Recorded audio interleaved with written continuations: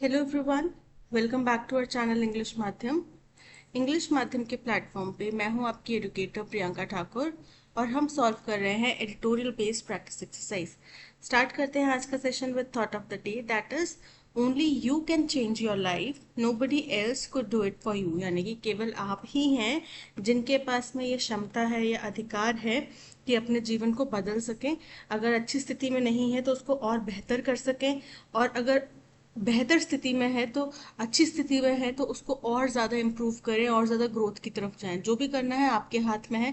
किसी और के ऊपर ब्लेम नहीं डाल सकते आप, किसी और को इसका आप दोषी नहीं ठहरा सकते, किसी और के ऊपर आप आरोप नहीं लगा सकते। ठीक है, जो भी जिम्मेदारी है वो आपकी है। और जिस दिन आप ये बात समझ जाएंगे ना, उस दिन आपके हर फैसले के ऊपर आपको फक्र फील होगा, और जो भी आपने फैसला लिया है उसको सही साबित करने के लिए आप पूरी जी जान लगा देंगे। ठीक है, क्योंकि फैसला आपका है और उसी से आपकी लाइफ बदलनी है। चाहे फैसला सुबह जल्दी उठने का हो कि मैंने सुबह इतने बजे उठना है, फिर क्या करते हैं हम, अलार्म को ऑफ कर देते हैं, है ना। ये एग्जाम्पल मैं बहुत बार देती हूँ कि भाई अलार्म ऑफ करके हम वापस सो जाते हैं। लेकिन जिस समय आपने वो अलार्म लगाया था उस समय आपने अपने जीवन को बदलने का एक फैसला लिया था। अब उस फैसले को सही साबित करना ये आपकी रिस्पॉन्सिबिलिटी है, आपका दायित्व है, क्योंकि आपके हाथ में आपके जीवन का कंट्रोल है। उस आलस को उस समय के लिए त्याग देना, उस समय पे उस अलार्म को ना स्नूज करके, स्नूज किए बिना आगे बढ़ना, पढ़ना, जिस चीज के लिए आपने वो अलार्म लगाया था उस टास्क को करना, चाहे वो एक्सरसाइज हो, चाहे वो पढ़ाई हो, जो टास्क हो तो वो करना ये आपके हाथ में है। राइट, इस पे तो किसी और का जोर नहीं है ना, ये तो आपके हाथ में है। आपको पता है कि मान लो मैं स्लो लर्नर हूँ, ठीक है, आपको पता है कि मैं स्लो लर्नर हूँ या मुझे चीजें इतने अच्छे से याद नहीं होती, तो बाकी लोग जब स्टार्ट करेंगे आप उससे पहले से स्टार्ट कर लो। उससे एक महीना पहले, एक साल पहले आप स्टार्ट कर लो अपनी प्रैक्टिस, प्रिपरेशन।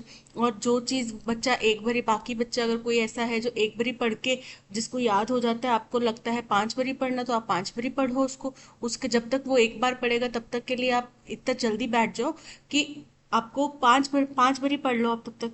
ठीक है, तो ये टोटल बैलेंस किसके हाथ में है, आपके हाथ में है। और ये अगर ये चीज आपने समझ ली, ये बात आपने समझ ली, तो आपको सफल होने से कोई नहीं रोक सकता। चलिए स्टार्ट करते हैं।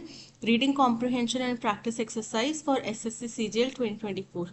अब सेम आईएएस कोचिंग संस्थानों के अंदर में ये दुर्घटना हमें दिल्ली की आई है। ठीक है, वो बच्चे रात को 1 1:30 बजे 2 बजे क्या कर रहे थे, वहां पे पढ़ रहे थे ना, कोचिंग सेंटर के बेसमेंट में लाइब्रेरी में बैठ के पढ़ रहे थे। तो आपने अगर आईएएस नहीं बनना है लेकिन आपने एसएससी का एग्जाम देने की ठानी हुई है, तो आप देखो कि वो लोग किस स्तर की मेहनत कर रहे हैं। और ऐसे ही कई बच्चे होंगे जो एसएससी के लिए भी इसी तरीके से दिन रात एक कर रहे होंगे। राइट, तो आपको भी उस स्तर की मेहनत करनी है, पीछे नहीं हटना है। लाख सफलताएं, लाख निराशाएं हाथ लगे, लाख बीच में अड़चने आए, बट आपको आगे बढ़ना है उनको पार करके। ठीक है, चलिए अब ज्यादा टाइम नहीं वेस्ट करते, स्टार्ट करते हैं। The tragic in accident of at an IAS coaching centre in New Delhi. बोल रहे हैं ट्रैजिक मतलब दुर्भावनापूर्ण, बड़ा ही दुखद जो एक घटना हुई, एक्सीडेंट हुआ एक आईएएस कोचिंग सेंटर के अंदर न्यू दिल्ली में, where flooding led to 3 IAS aspirants dying. जहां पे फ्लड की वजह से, जल भराव की वजह से 3 आईएएस एस्पिरेंट्स की मृत्यु हो गई। Was a largely man made hence avoidable disaster. ये बड़े पैमाने पे एक मैन मेड था, मैन मेड इंसिडेंट था, क्योंकि सीवरेजेस की सफाई नहीं की गई टाइम से, और या फिर जो बेसमेंट में कोई भी आबादी रहना मना है, फिर भी कोचिंग सेंटर्स ने बेसमेंट में अपने जो ये चलाए हुए थे, तो वहां पे उसको एक लाइब्रेरी में कन्वर्ट कर दिया गया था। तो ये सब मैन मेड घटना है, इसलिए ये अवॉइडेबल डिजास्टर था, यानी कि ये मैन मेड डिजास्टर था जिसको हम टाल सकते थे।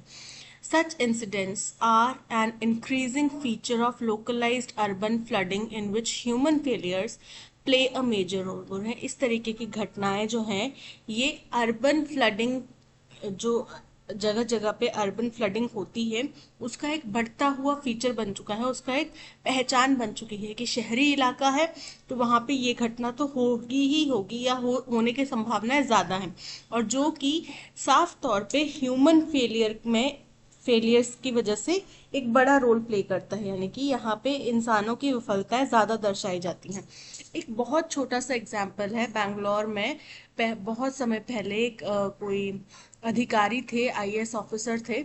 उन्होंने, महिला थी कोई, मुझे उनका नाम याद नहीं आ रहा, उन्होंने एक बहुत सिंपल सी, बहुत छोटी सी एक बात कही थी, लोगों को बताई थी। जैसे दूध के पैकेट्स होते हैं या आप नमक वगैरह लेकर आते हैं, जो भी सब फ्रूट्स वगैरह, फ्रूट्स नहीं सॉरी, दालें वगैरह आप लेकर आते हैं, ग्रोसरी आइटम लेकर आते हैं, तो उसमें हम क्या करते हैं, हम इस पूरे एज को कट कर देते हैं, राइट, या फिर इधर से कट कर देंगे पूरे के तौर पे। तो ये जो छोटे छोटे टुकड़े होते हैं, ये ड्रेनेज पाइप्स में जाके फंसते हैं, क्योंकि ये पूरा पैकेट तो मान लो किसी ने उठा भी लिया, जो गार्बेज पिकर्स होते हैं उनने ये उठा भी लिया, रिसाइकल करने के लिए भेज दिया, लेकिन ये छोटा सा टुकड़ा जो है ये रह जाता है। ठीक है, ये जरूर जरूर जाके नदी नालों में फंसता है और इससे भी ब्लॉकेज होता है। तो एक सिंपल सा टेक्निक है कि ये दूध का पैकेट है या जो भी दाल वाल का पैकेट है, आप इसको अगर कट कर रहे हैं तो आप इसको पूरा ना कट करके, इस तरीके से पूरा ना कट करके, आप इसको बस इतना कट कीजिए जितनी आपकी रिक्वायरमेंट है, और बाकी इसको अटैच रहने दीजिए इस एरिया को।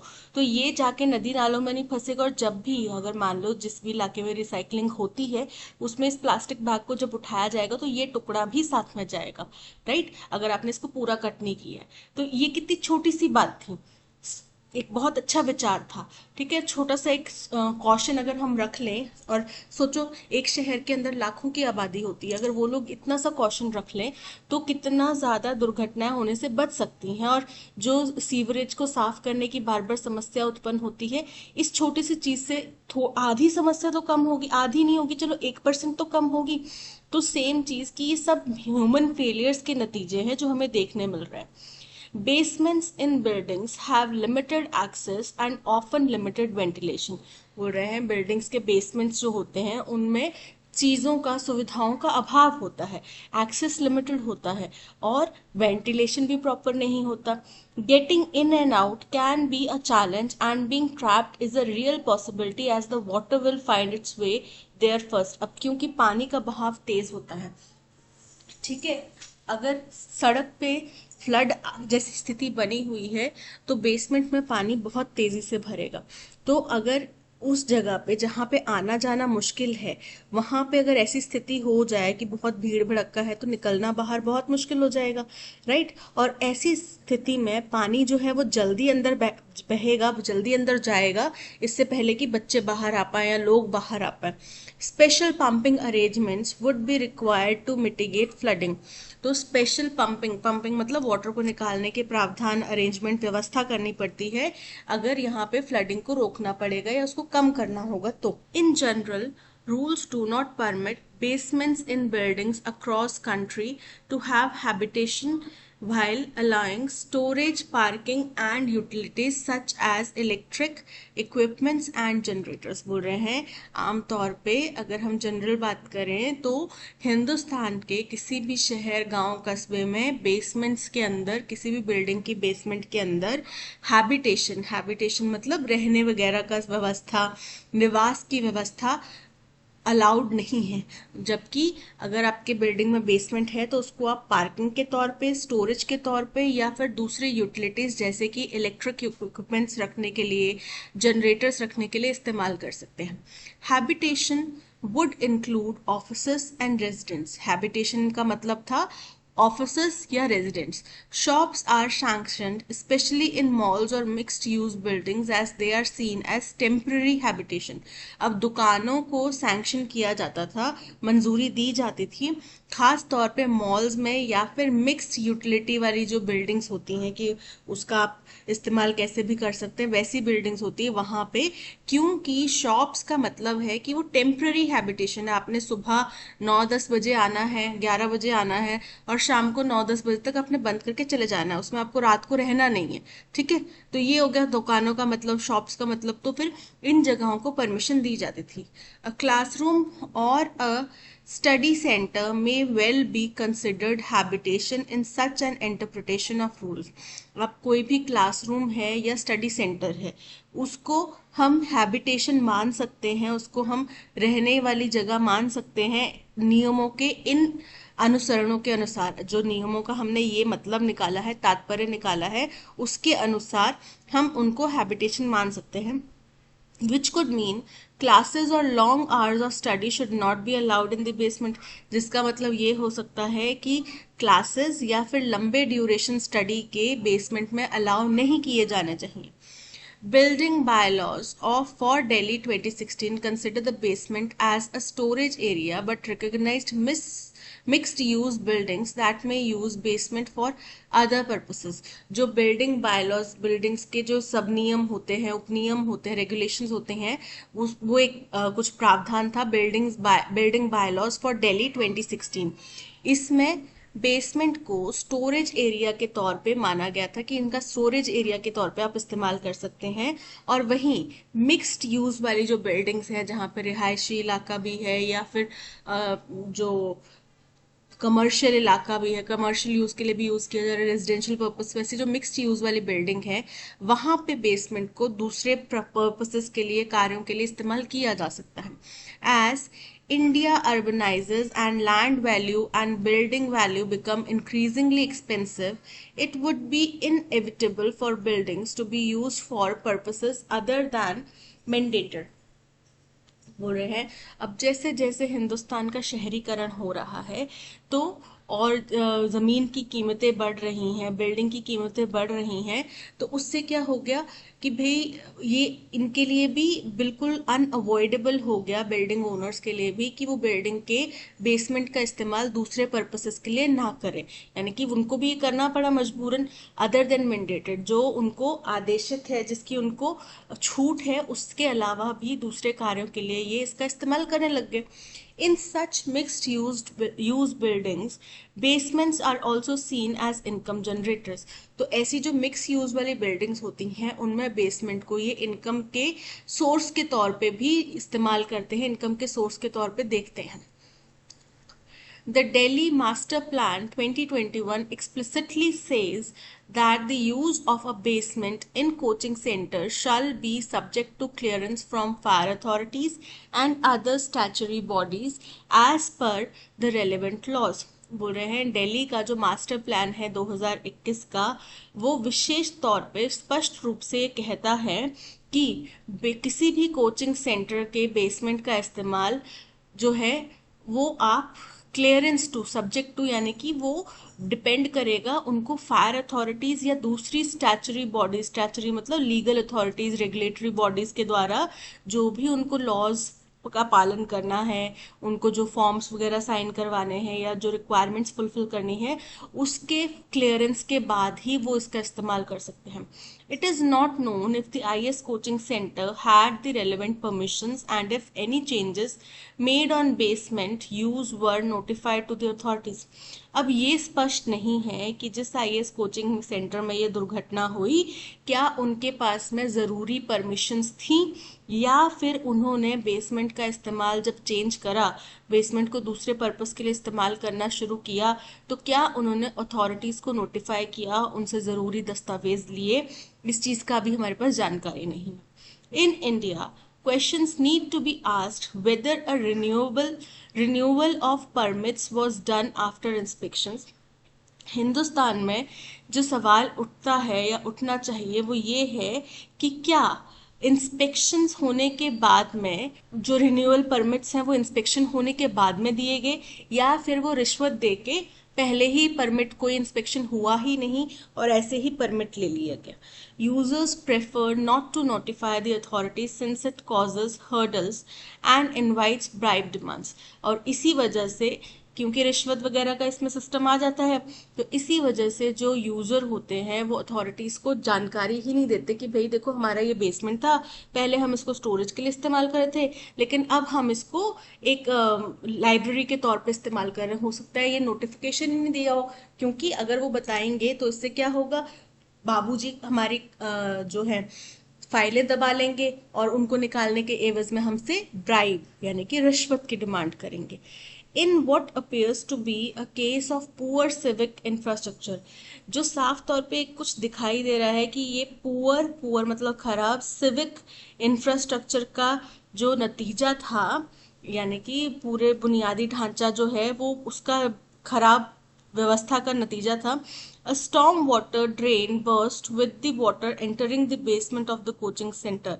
और साथ ही साथ इसमें क्या हुआ, व्यवस्था तो ढंग से थी नहीं, और उसी दौरान में एक स्टॉर्म वाटर ड्रेन बर्स्ट हुआ। ड्रेन यानी कि जो पाइप है उसमें से बहुत तेजी से पानी का बहाव जो है वो फूटा, और वो बेसमेंट के, कोचिंग सेंटर के बेसमेंट के अंदर भराव हो गया। ठीक है, ये घटना हुई। Big cities site getting flooded has become routine, and the flooding is as much due to natural topography as changes in land use and haphazard construction. पूरे बड़े बड़े शहरों में ये जो पानी की समस्या है, जल भराव की समस्या है, ये तो अब आम हो चुका है, रूटीन बन चुका है। और जो फ्लडिंग है वो इतनी ज़्यादा होती है कि वो जितनी नेचुरल टोपोग्राफी यानी कि नेचुरल उसकी लैंडस्केप, उसके नेचुरल जो लैंड है उसकी वजह से होती है, साथ उतनी ही ज़्यादा वो जो ज़मीन के इस्तेमाल के चेंजेस हैं या हैपहज़ार्ड यानी कि अव्यवस्थित जो कंस्ट्रक्शन है उसकी वजह से हो रहा है। दोनों का बराबर का योगदान है, ज़मीन की वजह से भी हो रहा है, उसकी नेचुरल टोपोग्राफी जो है उसकी वजह से भी हो रहा है, और साथ ही साथ जो हमने बेधड़ल्ले से ज़मीनों के ऊपर अनरेगुलेटेड कंस्ट्रक्शन करा हुआ है और निकासी नहीं छोड़ी हुई कहीं पे भी, तो इन सब चीज़ों की वजह से फ्लडिंग का समस्या उत्पन्न हो गई है। In 2015, for instance, in Chennai, flooding of basements damaged electric equipment in many buildings. बोल रहे हैं 2015 की एक घटना बता रहे हैं कि उदाहरण के तौर पे 2015 में चेन्नई में जो फ्लडिंग हुई थी बेसमेंट में, उसमें इलेक्ट्रिक इक्विपमेंट्स जो हैं वो डैमेज हो गए थे बहुत सारी बिल्डिंग्स में, एंड डिस्ट्रप्टेड बिजनेसेस, और इससे बिजनेसेस को बड़ा ज़्यादा बाधित होना पड़ा था। It caused deaths in a hospital since the water damaged emergency power generators and life-saving ICU equipment stopped functioning. इसकी वजह से किसी हॉस्पिटल के अंदर में कुछ मौतें भी हो गई थी, क्योंकि उन्होंने बेसमेंट में अपना इलेक्ट्रिसिटी सप्लाई रखा हुआ था, तो पानी घुसने की वजह से वो इलेक्ट्रिसिटी जो जनरेटर्स थे वो डैमेज हो गए, और जो आईसीयू है जिसके लिए जनरेटर्स इस्तेमाल किए जाते हैं कि अगर कोई पेशेंट आईसीयू में है तो उसको आप स्टॉप नहीं कर सकते, उसकी कोई भी इलेक्ट्रिसिटी चली हुई जाए तुरंत जनरेटर से उनको सप्लाई, उनके सारे जो लाइफ सेविंग इक्विपमेंट्स होते हैं उनको सप्लाई दी जाती है। तो उनके जो लाइफ सेविंग इक्विपमेंट्स थे वो सबने स्टॉप कर दिया, काम करना स्टॉप कर दिया। क्यों? क्योंकि लाइट जा चुकी थी। Buildings can be made flood resilient by ensuring that no water enters inside up to the 1 meter to 1.5 metre level on road. बोल रहे हैं बिल्डिंग्स को हम फ्लड्स रेजिलियंट मतलब कि फ्लड से मजबूत बना सकते हैं, फ्लड के विरोधक बना सकते हैं। कैसे? ये सुनिश्चित करके कि अगर सड़क पे 1 से 1.5 मीटर तक का पानी भी भर जाए तो भी बिल्डिंग के अंदर पानी ना जाए। Concrete non-porous compound walls, flood barriers, gates and non-return valve on plumbing lines can help achieve this resilience. तो इसको हासिल करने के लिए हम क्या कर सकते हैं? इसके लिए हम जो कंक्रीट की जो वॉल बनाएंगे, कंक्रीट मतलब जो दीवारें होंगी, कंपाउंड की जो दीवारें होंगी वो कंक्रीट यानी कि ठोस, और नॉन पोरस यानी कि जिसके अंदर छिद्र नहीं होते उस मटेरियल की बनाई जाए, वैसे कंपाउंड्स की बनाए जाए। फ्लड बैरियर वाले गेट्स लगाए जाए, और जो पाइपलाइंस होती हैं, ड्रेनेज सिस्टम होता है उसके अंदर में नॉन रिटर्न वॉल्स लगाए जाएं कि भाई जब तो हमारी तरफ से, जैसे हमारा मकान, मान लो मकान है, ठीक है, इसकी तरफ से तो जब पानी जा रहा है तो वो वॉल्व खुल जाएगा, लेकिन जब ये पानी बैक आया तो ये वॉल्व बंद हो जाएगा, तो मतलब हमारे घर के अंदर वो पानी नहीं आएगा। ठीक है, तो ये मजबूती हासिल करने के लिए हमें ये स्टेप्स उठाने पड़ेंगे। तो ये था पैसेज। बहुत ही दुर्भाग्यपूर्ण एक घटना हुई है जहाँ पे कोचिंग इंस्टीट्यूट के अंदर में 3 बच्चों की मौत हो गई है। ठीक है, 3 बच्चों की लाशें बरामद हुई हैं, और वो भी जल भराव की वजह से वो बच्चे डूब के मर गए, जो कि आईएएस के, जो हमारे देश का भविष्य थे, जो हमारे देश के लॉ मेकर्स बन सकते थे, जो हमारे देश के ब्यूरोक्रेसी का हिस्सा हो सकते थे, और जो इन्हीं नियमों कायदे कानूनों का पढ़ाई कर रहे थे, उनकी इन्हीं नियमों कायदे कानूनों की अवहेलना की वजह से दुखद मृत्यु हो गई। ठीक है, तो अब दिल्ली में तो इस वक्त हाल ये है कि एक डिपार्टमेंट दूसरे के ऊपर ब्लेम कर रहे हैं, सब एक दूसरे के, और आप कभी भी देख लो जो भी पॉलिटिकल पार्टीज हैं, आम जनता से उनको कोई लेना देना नहीं है, सब अपनी पॉलिटिकल रोटियां सेक रहे हैं और हम लोग बस बैठ के तमाशा देख रहे हैं। हम लोग इतने लाचार और इतने लचर हो चुके हैं कि हम इन लोगों के अगेंस्ट में कुछ नहीं कर सकते। हम गाली देते रहेंगे, दिन भर डिस्कशन करेंगे कि अंबानी अडानी ने ये कर दिया, फलाने ने इनको बेनिफिट दे दिया, फला फला पार्टी ने इनसे, लेकिन जब कच्चा चिट्ठा खुला, बिजनेसेस ने जो डोनेशन दिए हैं इलेक्टोरल बॉन्ड्स के रूप में, तो सभी पार्टियां जो हैं वो एक ही थाली के चट्टे बट्टे निकले, राइट। तो हम किसी भी पार्टी को ये नहीं कह सकते कि दूध की धुली हुई है। सबका पॉलिटिक्स में आने का उद्देश्य यही है, पैसा कमाना। आप लोगों को अगर देश बदलना है तो आप लोग भी इसका सिस्टम का हिस्सा बनिए, बट सिस्टम का हिस्सा ना बनिए। यानी कि आप जरूर पॉलिटिक्स ज्वाइन कीजिए, लेकिन पॉलिटिक्स का हिस्सा बन के वैसे ही ना बन जाइए जिसको साफ करने के लिए आप उतरे थे, ठीक है। और या फिर आप ये कर सकते हैं कि जब आप लोग एसएससी क्वालिफाई करें, किसी पोस्ट पे आप बैठे हों, किसी कुर्सी पे आप बैठे हों, आपके हाथ में कोई फाइल हो, तो उसको बढ़ाने के लिए रिश्वत ना लें, ठीक है। ये आपका बेस्ट एफर्ट हो सकता है, बेस्ट प्रयास हो सकता है ऐसे बच्चों की मौतों को एक श्रद्धांजलि देने का। चलिए स्टार्ट करते हैं। Which of the following can be inferred about the root cause of the tragic accident as at the IAS coaching centre in New Delhi. बोल रहे हैं कि इनमें से कौन सी बात हम समझ सकते हैं जो कि मुख्य कारण था जो आईएएस कोचिंग सेंटर के अंदर में न्यू दिल्ली में जो दुखद एक्सीडेंट हुआ उसकी वजह का, उसकी क्या वजह थी। The accident was primarily cause by natural flooding which is beyond human control. Incorrect है, नेचुरल फ्लडिंग नहीं हुई थी। बारिश का पानी ऐसे नहीं अचानक से भर गया, ड्रेनेज सिस्टम का पानी जो है वो भरा, ड्रेनेज सिस्टम टूटा, उसका पानी भरा। कोचिंग सेंटर्स के बेसमेंट के अंदर में पढ़ाई की व्यवस्था करने की अनुमति नहीं थी, फिर भी की गई। बच्चों के आने जाने का एग्जिट और एंट्री का जो व्यवस्था थी वो सुचारू नहीं थी, अच्छी नहीं थी, इसलिए बच्चों की मौत हुई, ठीक है। The disaster could have been prevented with better adherence to building regulations and safety protocol. बिल्कुल करेक्ट है। अगर नियमों का पालन किया गया होता, सेफ्टी नियमों का पालन किया गया होता, तो ये दुर्घटना से बचा जा सकता था। Option B is correct.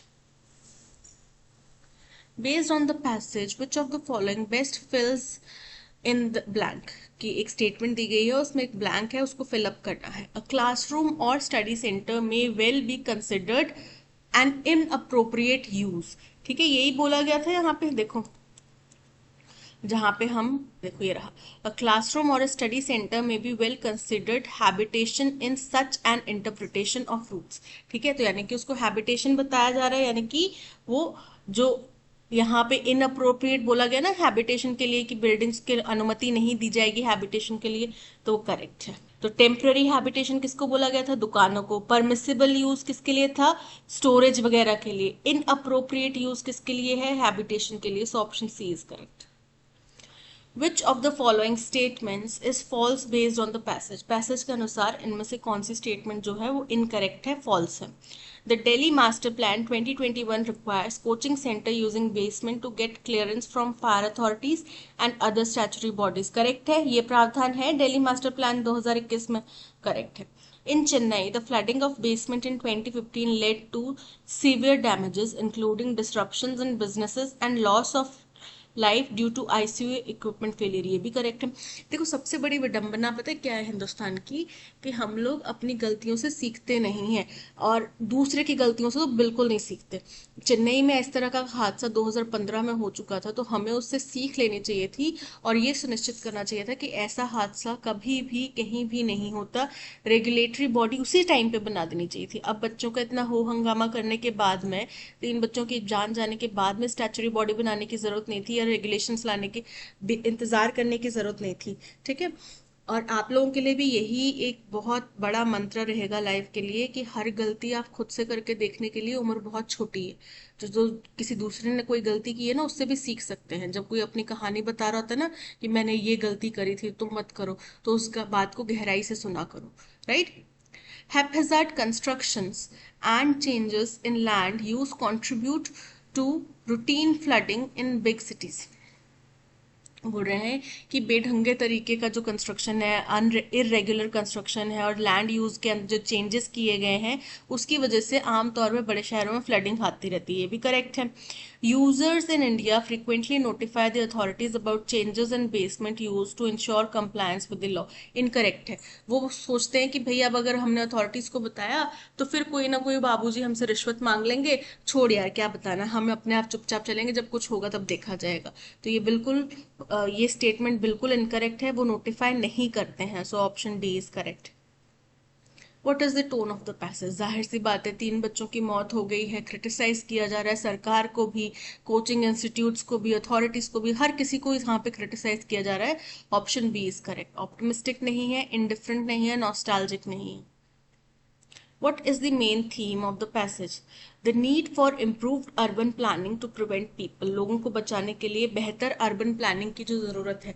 तो यहाँ पे अभी अर्बन प्लानिंग को बेहतर करने की बात नहीं की गई, लेकिन जो नियमों की अनदेखी होती है, गलतियाँ की जाती हैं, उसकी वजह से क्या दुष्परिणाम देखने पड़ सकते हैं, उनके बारे में हमने चर्चा करी है।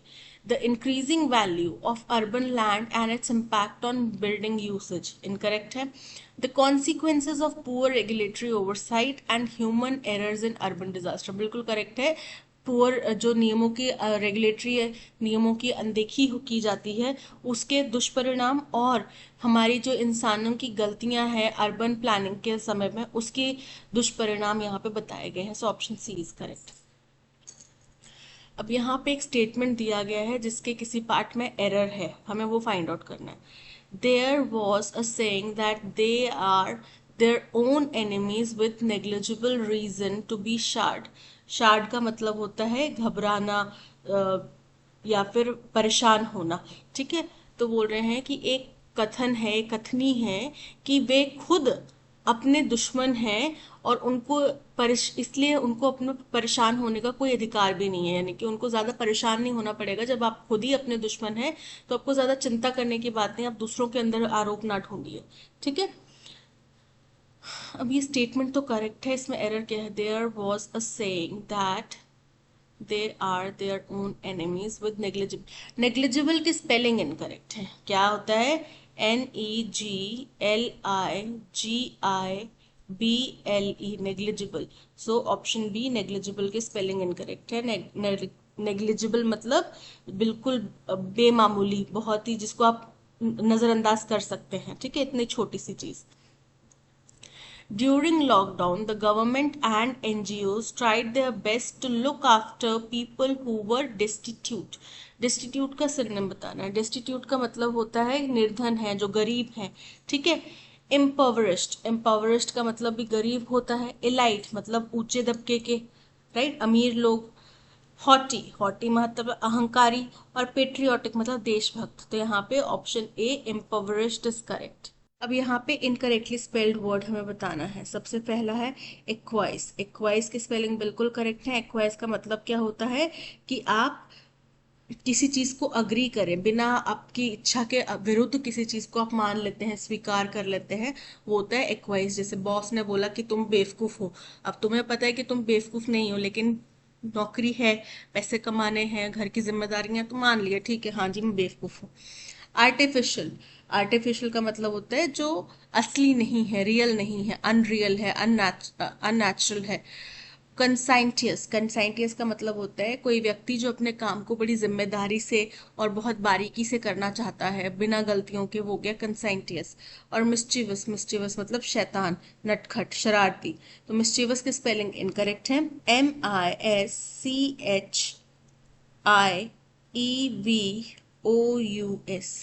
क्योंकि लोग पढ़ते मिस्चीवियस हैं, इसीलिए वो लिखते भी मिस्चीवियस है। आय नहीं आएगा, मिस्चीवियस नहीं होता, मिस्चीवस होता है। Option D is correct.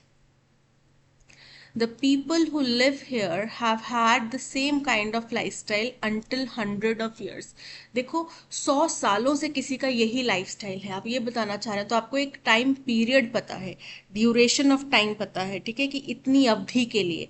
तो जब हम अवधि की बात करते हैं, ड्यूरेशन या टाइम पीरियड की बात करते हैं, तो अंटिल नहीं आता, क्या आएगा? फॉर 100 of years, कि 100 सालों से वो यही लाइफस्टाइल फॉलो करते आए हैं। थ्रू 100 of years, 100 सालों के दौरान में, फॉर 100 years, 100 सालों से, 100 सालों से वो यही लाइफस्टाइल फॉलो कर रहे हैं। Option B is correct. Was the book written by an unknown author.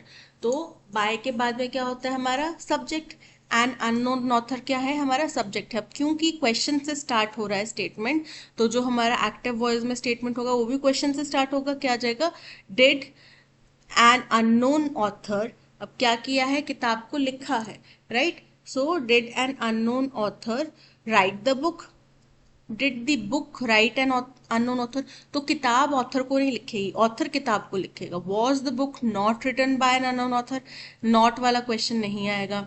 Was the unknown author reading the book, book पढ़ नहीं रहा वो। Did an unknown author write the book, option D is correct. He was put behind bars for his act of forgery. Forgery मतलब क्या होता है, धोखाधड़ी, जालसाजी। तो सिनोनिम क्या हो जाएगा, मर्डरिंग मतलब किसी की हत्या करना। काउंटरफेटिंग मतलब जालसाजी, नकली कुछ दस्तावेज बनाना। कॉक्सिंग मतलब मनाना। एम्बेजलिंग मतलब किसी चीज का गबन कर लेना। तो यहाँ पे उसको जालसाजी के आरोप में जेल में डाला गया था। So option B counterfeiting is correct. Indispensable मतलब जो बहुत ज्यादा अनिवार्य है, जिसको आप टाल नहीं सकते, ठीक है, बहुत ज्यादा जरूरी है, क्रूशियल है। सिनोनिम क्या होगा, मेमोरेबल मतलब जो यादगार है। इटर्नल मतलब जो अनंत काल के लिए रहेगा। इसेंशियल बहुत ज्यादा जरूरी। फोर्सफुल जो बलवान है, स्ट्रांग है। तो यहाँ पे इंडिस्पेंसिबल भी आपके लिए बहुत ज्यादा जरूरी है, आप उसको टाल नहीं सकते, और एसेंशियल भी बहुत ज्यादा जरूरी। Option C essential is correct. An amount of money that is paid at one time. आप गाड़ी खरीदने गए, ठीक है, या स्कूटर खरीदने गए, आपको स्कूटर पड़ा 1 लाख रुपए का, ठीक है, 1 लाख। अब आपने क्या किया, इसकी आपने 50,000 कर दी डाउन पेमेंट, राइट। और बाकी आपने बोला कि मैं ईएमआई पे बाकी 50,000 प्लस जो ब्याज पड़ेगा वो मैं ईएमआई पे दे दूंगा, राइट, मंथली ईएमआई बांध ली। तो ये जो आपने एक अमाउंट डाउन पेमेंट के लिए दिया, इसको क्या बोला जाता है, इसको बोला जाता है लंप सम। क्या बोला जाता है, लंप सम। एडवांस अमाउंट होता है जो बुकिंग से पहले, किसी चीज के लेने से पहले आप उसको एडवांस देते हैं। जैसे आप मकान लेने गए, आपने देखा एक जगह, आपको अच्छा लगा, आपने उसको 100 रुपया, 200 रुपये, 500 रुपये दे दिया कि मैं आपका मकान बुक कर लिया, अब बाकी पैसे जिस दिन मैं शिफ्ट करूंगा आपको उस दिन दे दूंगा, ठीक है। तो ये हो गया एडवांस अमाउंट। क्रेडिट मतलब उधार। लमसम यानी कि option C is correct. Mortgage मतलब होता है कोई चीज गिरवी रखना। So option C lump sum is correct. Antonym बताना है अंडरलाइन वर्ड का। अंडरलाइन वर्ड है प्यूरिटानिकल का मतलब होता है बहुत ही ज्यादा कठोर, सख्त, rigorous, strict. Your views related to morality are outdated and puritanical. तुम्हारे जो विचार है मॉरलिटी को लेकर, मॉरल वैल्यूज को लेकर, वो बड़े ही पुराने हैं, आउटडेटेड हैं, और प्यूरिटानिकल हैं, बड़े ही सख्त है, कठोर है। एंटोनिम क्या हो जाएगा, इतने ज्यादा सख्त नहीं होंगे जो, है ना, जिसमें आप चीजों को अलाउ करते होंगे। पहला है ऑर्थोडॉक्स क्या होता है, पुरानी, रूढ़ीवादी, ठीक है। तो आप यहाँ पे रूढ़ीवादी तो करेक्ट नहीं है। प्रूडिश मतलब सख्त। परमिसिव मतलब लीनियंट, उदार, आपको किसी चीजों की आजादी है। ब्लास्फेमस मतलब ईश्वर निंदा। तो यहाँ पे option C permissive is the antonym for puritanical. The company will release the new product next month. जो कंपनी है वो नया प्रोडक्ट अगले महीने लॉन्च करेगी। तो द कंपनी क्या है, हमारा सब्जेक्ट है। विल रिलीज करेगी, फ्यूचर की घटना है। रिलीज करना मतलब किसी चीज का उत्पादन करना, पेश करना, प्रेजेंट करना। और क्या रिलीज करेगी, द न्यू प्रोडक्ट। और कब करेगी, नेक्स्ट मंथ करेगी। तो द न्यू प्रोडक्ट, ठीक है, new product will be released by the company next month. The new product will be released by the company next month. Option A is correct. She is really interested in the study of religion. अब जो धर्म की study होती है, धर्म शास्त्र होता है, उसको बोला जाता है थियोलॉजी। क्या बोला जाता है, थियोलॉजी। तो किसमें इंटरेस्टेड है, interested in theology. Option A is correct. Philology मतलब भाषा का जो शास्त्र होता है, भाषा का जो ज्ञान होता है। लेक्सिकोग्राफी होता है जब आप डिक्शनरी वगैरह बना रहे हो। सेफोलॉजी मतलब जो इलेक्शंस के पीछे की जो साइंस है उसका अध्ययन किया जाता है, वो होता है सेफोलॉजी। तो यहाँ पे option A theology is correct. Can you make sure you have a correct address before you start driving. अब आप ड्राइव कर रहे हैं तो आप किसी पर्टिकुलर जगह पे जा रहे होंगे जिसके बारे में आपको पता है, राइट? तो आप अपने पार्टनर जो भी ड्राइव कर रहा है आप उसको बोल रहे हैं कि क्या तुम ये सुनिश्चित कर सकते हो कि तुम्हारे पास करेक्ट एड्रेस है, जिस जगह पे हमने जाना है तुम्हारे पास वही एड्रेस है। तो मतलब उस व्यक्ति को पहले से ही पता है कि हमने कहाँ जाना है, राइट? तभी उसको बोला जा रहा है कि आप सुनिश्चित कर लो। तो क्या आएगा, जब पहले से ही चीज पता हो तो अ नहीं आता, द करेक्ट एड्रेस। आपने अपने चाचा जी के घर में जाना है, आपका भाई ड्राइव कर रहा है, आप अपने भाई को बोल रहे हो कि तुम चाचा जी से पूछ तो लो कि उनका घर का एड्रेस यही है जो हमें पता है या कोई और है, right? So the address, the correct address, not a correct address. Option C is correct. The basketball player was formidable opponent because he was able to use both his left and right hands equally well. अब formidable का मतलब होता है बड़ा ही जैसे एक कोई व्यक्ति हो जिसकी छवि ऐसी हो डरावनी सी। अब उसकी छवि डरावनी का मतलब ये नहीं कि वो बुरा दिखता है या बड़ा लंबा चौड़ा है, पर वो इतना बड़ा प्लेयर है या इतना उम्दा प्लेयर है कि उससे लोग डरते हैं उसके साथ खेलने से। जैसे कि हमारे हिंदुस्तान के इतिहास में जो हमारे मेजर ध्यानचंद थे, हॉकी के प्लेयर, उनको जो ओपोनेंट टीम्स थी वो अपनी हॉकी दिया करती थी खेलने के लिए, क्योंकि उनको लगता था ओपोनेंट्स को कि इनकी हॉकी के अंदर कुछ मैग्नेट है जिसकी वजह से बॉल इनकी हॉकी के साथ चिपक जाती, राइट? तो मेजर ध्यानचंद को हिटलर जो कि बिल्कुल खेल कूद को पसंद नहीं करता था, उसने तक उनको बोला था कि आप मेरे पास आ जाओ और जर्मनी आ जाओ और मैं आपको बहुत सारा पैसा और बहुत नाम दूंगा और आप मेरी तरफ से खेलो, जबकि उनने मना कर दिया था। तो ये एक ऐसे प्लेयर थे जिनकी छवि ऐसी थी कि ओपोनेंट्स उनके गेम से डरते थे, तो वो हो गया फॉर्मिडेबल। तो जो बास्केटबॉल प्लेयर था वो बड़ा ही फॉर्मिडेबल ओपोनेंट था, क्योंकि वो अपने लेफ्ट और राइट हैंड का इक्वली इस्तेमाल कर सकता था, इक्वली बेहतरी से इस्तेमाल कर सकता था, ठीक है? तो अब यहाँ पे जब आप अपने दोनों हाथों का सही तरीके से एक ढंग से अभ्यास कर सकते हैं, खेल सकते हैं, तो उसको बोला जाता है एम्बीडेक्स्ट्रस। क्या बोला जाता है? एम्बीडेक्स्ट्रस। सबसे पहला है इक्विपोज। इक्विपोज मतलब बैलेंस बनाना। डेक्स्ट्रस, डेक्स्ट्रस मतलब निपुण। एम्बीडेक्स्ट्रस मतलब दोनों हाथों का इस्तेमाल करने में निपुण। और एम्बिवेलेंट, एम्बिवेलेंट मतलब किसी चीज के बारे में दो अलग अलग विचार होना, दो मतभेदी विचार होना। So option C ambidextrous is correct. Appropriate antonym बताना है हार्मनी का। हार्मनी का मतलब क्या होता है? मिलजुल के, सामंजस्य के साथ में रहना, अग्रीमेंट के साथ में। यूनिफॉर्मिटी, यूनिफॉर्मिटी मतलब समरूप, बिल्कुल सबके एक जैसा समान है। कॉग्निजेंस, कॉग्निजेंस का मतलब होता है समझ, जानकारी। डिस्कॉर्डेंस, डिस्कॉर्डेंस का मतलब होता है विवाद।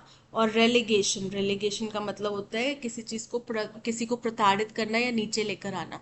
तो यहाँ पे हार्मनी का मतलब है सुख के साथ में मिलजुल के रहना, और डिस्कॉर्डेंस के साथ में मतलब है विवाद करना। तो दोनों क्या हो गए? एंटोनिम हो गए। Option C discordance is correct. All colleagues of Rohit except Joseph have commemorated the elective courses. बोल रहे हैं रोहित के जितने भी कोलीग्स हैं जोसेफ को छोड़ के, उन सब ने इलेक्टिव कोर्सेज को कमेमोरेट करना मतलब किसी चीज की शुरुआत करना। They are planning to offer. तो अब वो भी प्लान कर रहे हैं ऑफर करने की, तो उनने शुरुआत कैसे कर दी? नहीं की ना, वो कंसिडर कर रहे हैं, ठीक है? उसके सभी कलीग्स जो हैं कंसिडर कर रहे हैं इन इलेक्टिव कोर्सेज को लेने के लिए, जो कि उनकी कंपनी या उनके कॉलेज जो है उनको ऑफर करने की प्लानिंग कर रहा है। So have considered the elective courses. Option A is correct. Speech is a great dash but it can be a great curse. Curse की बात की जा रही है, विरोधात्मक शब्द है, तो बट है, यानी कि पहले वाला जो स्टेटमेंट है वो विरोधात्मक होगा इसके कर्स के। तो कर्स का विरोधी क्या होता है? ब्लेसिंग। तो स्पीच एक ब्लेसिंग भी हो सकती है और साथ ही साथ वो एक कर्स भी हो सकता है। For while it helps us to make our desire and intentions known to our fellows, क्योंकि एक तरफ तो ये हमें इस बात में सहायता करती है कि हम अपनी मंशा, अपनी भावना अपने जो आस पड़ोस के लोग हैं उनके साथ में व्यक्त कर सके, उनको समझा सकें। It can also if we use it carelessly make our attitude completely misunderstood. लेकिन साथ ही साथ यही भाषा जो है अगर हम इसका सही ढंग से इस्तेमाल ना करें, कठोर शब्दों का इस्तेमाल करें, तो ये बिल्कुल हमारे एटीट्यूड को, हमारी मंशा को गलत ही इंटरप्रेट करवा देगी अगले बंदे को। ठीक है, सामने वाले जिस भी व्यक्ति से हम बात कर रहे हैं, हमारे जो भी फेलोज हैं जिनसे हम बात कर रहे हैं, उनको हमारी भावनाओं का गलत ही मतलब समझ में आ जाएगा। अ स्लिप ऑफ द डैश। अब स्लिप ऑफ द बात करते समय किसका होता है? टंग। मेरी जुबान लड़खड़ा गई, मैंने गलती से बोल दिया, वो क्या होता है? The slip of tongue. तो a slip of the dash, the use of an unusual or an unambiguous word and so on may create an enemy where we have hoped to win a friend। तो मान लो कि आपकी गलती से आप कुछ बोलना चाह रहे थे, क्लास में कई दफा बच्चों के साथ में होता है, मैम बोलना चाहते हैं और मम्मा निकल जाता है मुंह से गलती से, है ना, छोटे बच्चों के साथ में हो जाता है। और तो वो क्या हो गया? स्लिप ऑफ टंग हो गया। या फिर आपने कुछ गलत शब्दों का, या जो शब्द आमतौर पे इस्तेमाल नहीं किए जाते उनका इस्तेमाल कर दिया। या मान लो आपको किसी शब्द का मीनिंग पता नहीं था, आपने किसी मूवी में सुना था कि ये शब्द उस बंदे ने यूज किया है, आपको मतलब पता नहीं, आपको लगा अच्छा होगा, लेकिन आपने यूज कर दिया और उसका मतलब कुछ और ही, अर्थ का अनर्थ ही बन गया, उसका मतलब कुछ और ही होता था और आपने गलत जगह पे इस्तेमाल कर दिया। तो आपने उम्मीद करी थी कि मैं ये शब्द का इस्तेमाल करके लोगों को इम्प्रेस कर दूंगा, बल्कि क्या हुआ? इम्प्रेस होने की बजाय वो आपसे गुस्सा होकर चले गए। तो ऐसे शब्दों का चयन क्या कर सकता है? आपको शत्रु बना सकता है दूसरे लोगों का, और वो भी उन जगहों पे जहां आपने सोचा होगा कि मैं यहाँ पे दोस्त बना लूंगा। Again, different classes of people use different dash. अब अलग अलग तबके की अलग अलग भाषा शैली, अलग अलग शब्दावली, अलग अलग डिक्शनरी होती है, right? And the ordinary speech of an educated man may strike an uneducated listener as showing pride. तो जो आम तौर पे एक पढ़े लिखे व्यक्ति उसका आम बोलचाल है, वो एक अनपढ़ व्यक्ति को, या जो अनपढ़ सुनने वाला है उसको ऐसा लग रहा हो कि ये तो ज्यादा घमंड दिखा रहा है, या ज्यादा अभिमान कर रहा है, या शो ऑफ कर रहा है। फॉर एग्जाम्पल, कुछ लोगों की आदत होती है, जैसे मेरी आदत है, मैं सॉरी और थैंक यू बहुत जल्दी बोल देती हूँ। जो भी मेरे मैं पहले जब कॉलेज में थी अपने पापा को बोलते थे कि मुझे सुबह जल्दी उठा देना फोन करके, तो पापा मेरे, क्योंकि आर्मी में थे, उनको तो उठना ही पड़ता था, वो सुबह जल्दी उठाते थे, मैं पापा को भी थैंक यू बोलते थे। तो मेरे जो फ्रेंड्स थे उनको ये थोड़ा ऑड लगता था कि अपने पापा को कौन थैंक यू बोलता है, अपने मम्मा को कौन थैंक यू बोलता है। बट हमारी अपब्रिंगिंग ऐसी है, मेरा भाई और मैं आज भी, हम दोनों भी एक दूसरे की हेल्प करते हैं, तो हम बोलते हैं थैंक यू, हमारी आदत है। मम्मा पापा को भी हम बोलते हैं थैंक यू। तो जो जिनके घर में नहीं ये प्रचलन है, उनको ये थोड़ी अजीब लगती है बात, उनको लगता है कि ज्यादा ओवर एक्टिंग कर रहे हैं या ज्यादा दिखावा कर रहे हैं। तो वो चीज दिखावा नहीं है, जरूरी नहीं है हर चीज दिखावा हो, वो उनकी अपब्रिंगिंग ऐसी है।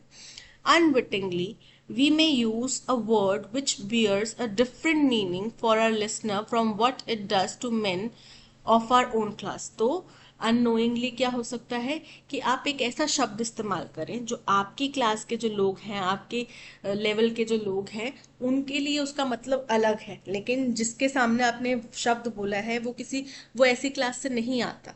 ठीक है, और उसकी नजरिए में ये शब्द का गलत गलत ही मतलब हो गया, उसने इसका कुछ गलत इंटरप्रिटेशन कर दिया, या ये सोच लिया कि आप उसका हास्य उड़ा रहे हैं, आप उसका मजाक उड़ा रहे हैं। Thus, speech is not a gift to use lightly without thought. इसलिए जो भाषा है, शब्दावली है, वो एक ऐसा तोहफा नहीं है जिसको आप बिना सोचे समझे आराम से ऐसे ही लूजली इस्तेमाल कर लें। But one which demands dash handling. लेकिन ये एक ऐसी चीज है जिसकी बहुत ही केयरफुल हैंडलिंग होनी चाहिए। Only a fool will express himself alike to all kinds. एक मूर्ख ही व्यक्ति होगा जो हर एक व्यक्ति के सामने एक ही शब्दावली का इस्तेमाल करेगा, राइट? मतलब क्या हुआ? जैसा देश वैसा वेश, वैसे ही जैसे सुनने वाला वैसे ही शब्दों का इस्तेमाल, वैसी ही भाषा शैली, राइट? तो गधे के साथ में गधे की बात करनी है, उल्लू के साथ में उल्लू की बात करनी है, घोड़े के साथ में घोड़े की बात करनी है। उल्लू के साथ में घोड़े की बात नहीं करनी, राइट? उसकी जुबान में नहीं बोलना, और गधे के साथ में उल्लू की जुबान में नहीं। इस बात का ध्यान रखना है, जो व्यक्ति ये समझ जाएगा वो समझदार है। अदरवाइज अगर उल्लू के साथ में आप घोड़े की बात करें तो आप मूर्ख हैं, right? And conditions of main. ठीक है, चाहे किसी भी स्थिति से कोई व्यक्ति आ रहा है, सबके साथ में एक जैसी शब्दावली आप नहीं इस्तेमाल कर सकते। दस speech is a valuable gift but if not used in a proper way, इसलिए भाषा जो है वो बहुत ही नायाब तोहफा है, लेकिन अगर उसको हम अच्छे तरीके से नहीं यूज करेंगे मे कॉज मिसअंडरस्टैंडिंग, तो हमारे बीच में मतभेद मिसअंडरस्टैंडिंग्स उत्पन्न हो सकती हैं। Since different classes use different words, क्योंकि अलग अलग तबका जो है समाज का अलग अलग शब्दों का इस्तेमाल करता है, we must use speech carefully to avoid being dash, तो हमें शब्दों का बहुत ध्यान से, भाषा का बहुत ध्यान से इस्तेमाल करना चाहिए कि हमें कोई गलत ना समझ ले, मिस इंटरप्रेट ना कर ले या मिसअंडरस्टैंड ना कर ले। ठीक है, speech is a great dash, तो क्या है ये ग्रेट। अब आगे के स्टेटमेंट में क्या है, but it can be a great curse, तो कर्स का विपरीत क्या होगा, बट है तो विपरीत आएगा पहले, विपरीत क्या होगा, blessing. So option a blessing is correct. Slip of the dash, अब स्लिप ऑफ क्या होता है, इडियम स्लिप ऑफ टंग, तो स्लिप ऑफ द टंग, कान के स्लिप होने से आपके शब्दों के इस्तेमाल में कोई फर्क नहीं पड़ेगा, शब्द के स्लिप होने से कोई फर्क नहीं पड़ेगा, पेन के स्लिप होने से, लेकिन आपकी जुबान लड़खड़ा गई तो आपके मित्र भी शत्रु बन सकते हैं। So option A is correct. Again different classes of people use different dash, क्या इस्तेमाल करते हैं, डिफरेंट कंटेक्स्ट, कंटेक्स्ट मतलब संदर्भ, रेफरेंस, रेफरेंस मतलब अगेन संदर्भ, मीनिंग्स मतलब तात्पर्य, वोकैबुलरीज, वोकैबुलरीज मतलब शब्दावली, शब्द। ठीक है, तो अलग अलग तबके के लोग अलग अलग शब्दावली का इस्तेमाल करते हैं। Option D is correct.